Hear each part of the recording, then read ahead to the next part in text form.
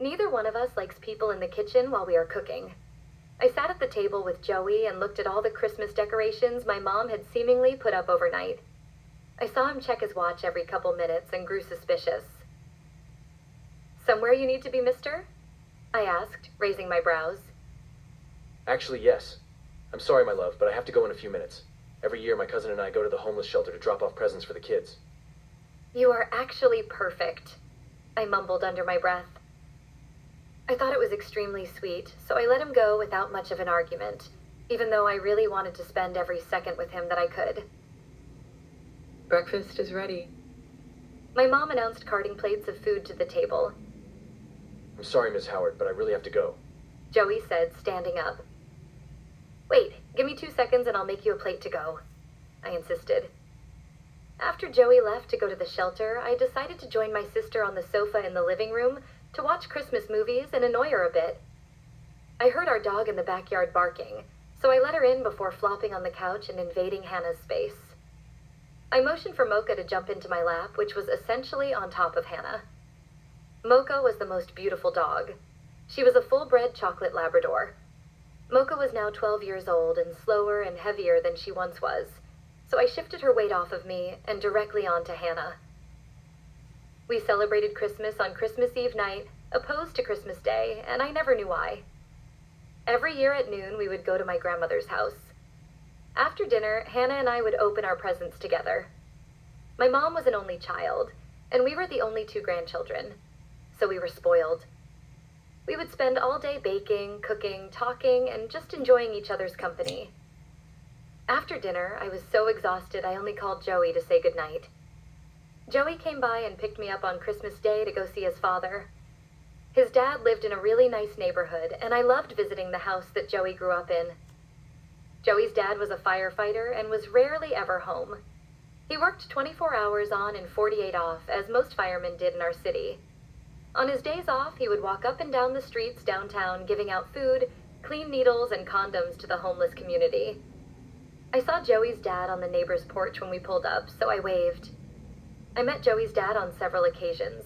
He was always sweet to me and pleasant to be around. People in the neighborhood called him Big Joey, but I wasn't sure why. As my Joey was clearly bigger, I just referred to him as Pop. Pop's house was a quaint, single-family dwelling.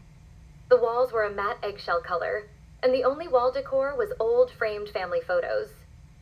Anyone that's ever lived with a woman could tell that a female occupant had been absent for some time. The home was small, but featured a large screened-in front porch and dark blue shutters. For some reason, it just felt so homely to me. We walked into the surprisingly tidy bachelor pad, and I could smell the lemony scent of cleaning products as soon as I walked in. Joey turned on the light over the dining room table and pressed power on the large TV. I heard him walk to the kitchen, but he never turned on the light in there. The back of the house was somewhere I'd never been on my past visits. He returned after several minutes in different, more comfortable clothes. I sat on the sleek yet uncomfortable dark blue leather sofa and watched him adoringly. The way he moved was hypnotizing.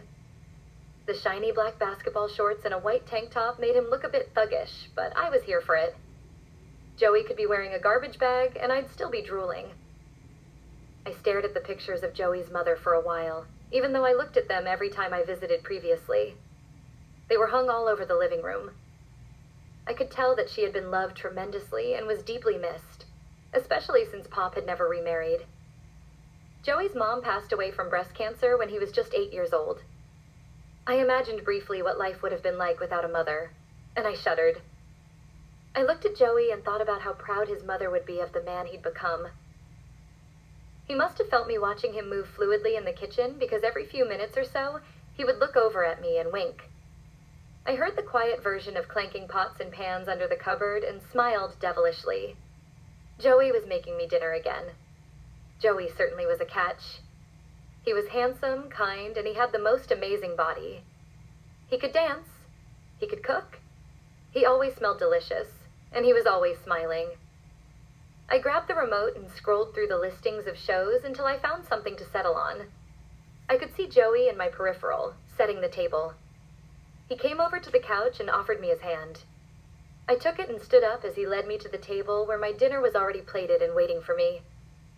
The meal was arranged meticulously on pretty porcelain plates and was still steaming when I sat down. There was a golden piece of fried fish sitting high on a bed of rice pilaf, complemented by a small serving of assorted steamed vegetables. My left hand and his right one interlocked to pray for our food, and then we ate together, quietly. When we finished, he took my plate and proceeded to wash the dishes. I walked into the kitchen and wrapped my arms around his waist from behind. "Do you want some help?" I asked politely. No, baby girl. You should relax. Joey suggested, denying my request. After the cleanup, he came over and sat down next to me. I needed to use the bathroom, but I wasn't sure where it was. I got up and gestured that I needed to relieve myself, so Joey led me by my shoulder down the dark hallway and to the restroom. He opened the door, flipped on the light, and walked away. When I came out, the living room was dark. The only light I could see was one coming from a cracked bedroom door at the end of the hall. I knocked cautiously and entered, finding Joey sitting at the corner of the biggest bed I'd ever seen. He smiled impulsively and motioned for me to join him. I kicked my sneakers off and climbed onto the high bed to sit next to him. He started to run his fingers through my long, dark curls, and out of nowhere I became sleepy. At first it felt amazing, like angel fingers were tickling my scalp. Then, all at once, my head was tugged back, and his lips were on mine. In one easy motion, Joey completely repositioned me from being next to him to me being on top of him.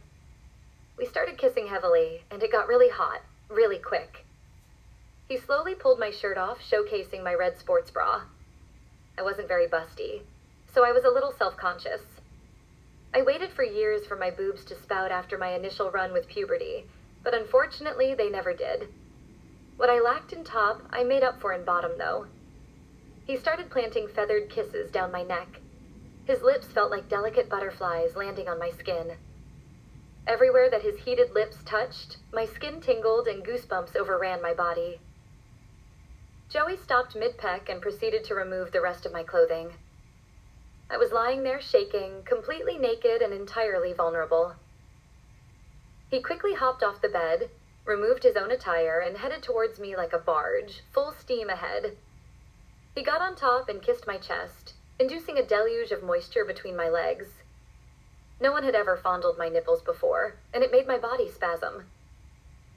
He got on top and reached down to direct his erection into me, and even though I was soaking wet, there was some resistance. It was more painful than I remember from our previous encounter, but in a good way. It got better after a few seconds, once my body slowly started to open up for him. I thought ignorantly that I had a hang of the rhythm, so I swung my leg around Joey, and he pitched me to the top. On my first thrust, I felt proficient, but when I slid all the way down his shaft, I found out that he had more pull than I had hole. I dug my fingers into his chest and felt a surge of power run from him into me. I pulled my knees in as close to his body as I could, to create a little leeway. I was damn near all the way up in a full squat, and Joey was still inside me. I felt the irresistible urge to let go, and I did.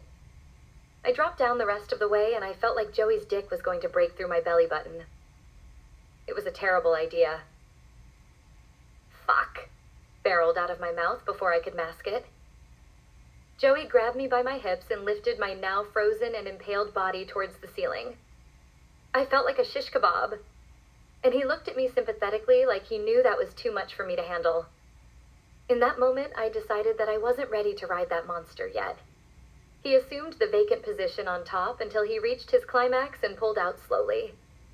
Silence and the lovely smell of sex encompassed the room, and I relished in it while finding a comfortable sleeping position. I nestled my head between his upper arm and chest. I felt that fast-paced drum of Joey's heart on the side of my face and heard it in my ear. I silently counted the beats until it started to slow. The soothing thump in my ear sent me drifting away,